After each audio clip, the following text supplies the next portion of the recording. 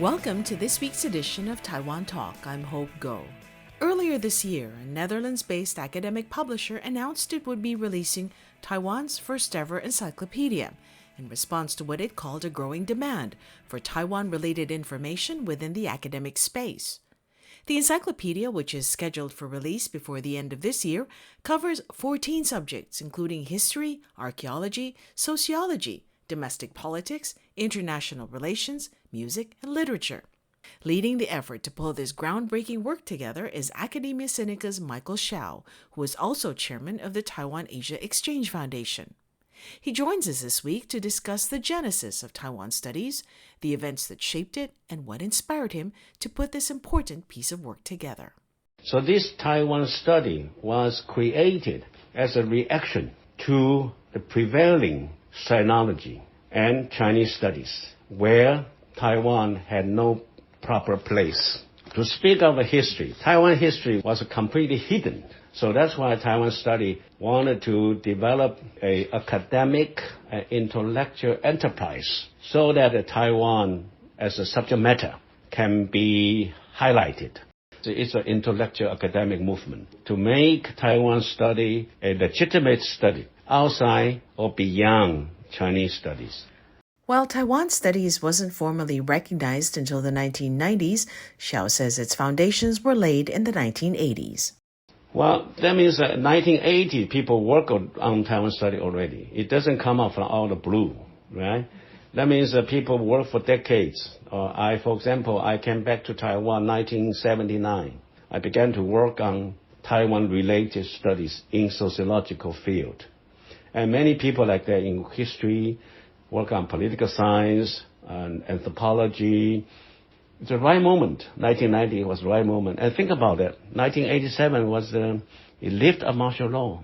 So I would say, if you look back in retrospective, Taiwan study actually is a product and is also a joint force of Taiwan's democratization. Without democratization, I think the steps of Taiwan study will be much slower. Without the Taiwan study as a stepstone, as a base, as a solid base for Taiwan democracy, and Taiwan democracy come along with a new national identity, and there will be lack of something. So Taiwan study can provide the Taiwan democracy with a historical, intellectual base. So they went hand in hand together. Intellectual, sometimes you need the politics. And also intellectual can help politics. Good politics, not bad politics. You say you came back to Taiwan in the 1970s. What was it like for you? It must have been very difficult here at that time. I was born in Taiwan.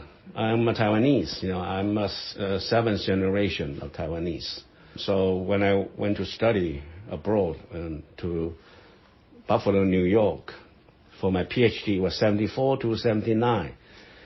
So I decided to come back and to line up here in Academia Sinica as a Sociology Research Fellow. And I also taught in National Taiwan University.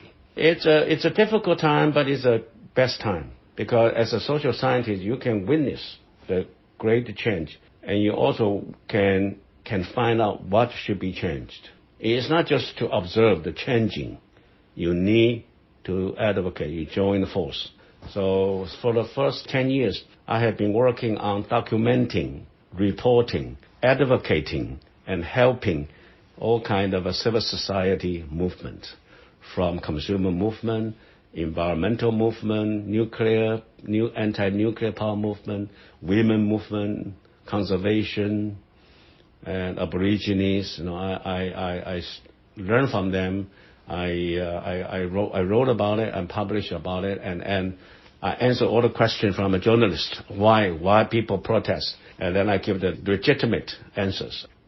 What was it like? Because even after martial law was lifted, everything was still a struggle. As an academic, it's easier. Because it is the society, at that time, the journalism, the media are still somehow treasure. And also, we also find out there are a movement within media too in the 1890s. They want to be independent. They want to be, they call journalist independence or journalist autonomy. I think you have to be persistent and you have to be consistent. Hsiao says there is a difference between the way he perceives identity and the way those younger than him perceive the same concept. Well, I think it's very important as a Taiwanese. And I know all along I'm Taiwanese, right? But again, under the KMT's industrialized education, we were trained, call ourselves Chinese. At that time was not a big deal. When I returned to Taiwan in 1979, and then I remember there is a difference between being Chinese and being Taiwanese. And I have a search that I am Taiwanese. So through academic research, my reading, my reflection, that's why there is a term called 天然独, independence by nature. Nature independence. That means they were born to be independent. They were born to believe Taiwan should be independent. My generation, we were not born to believe Taiwan should be independent.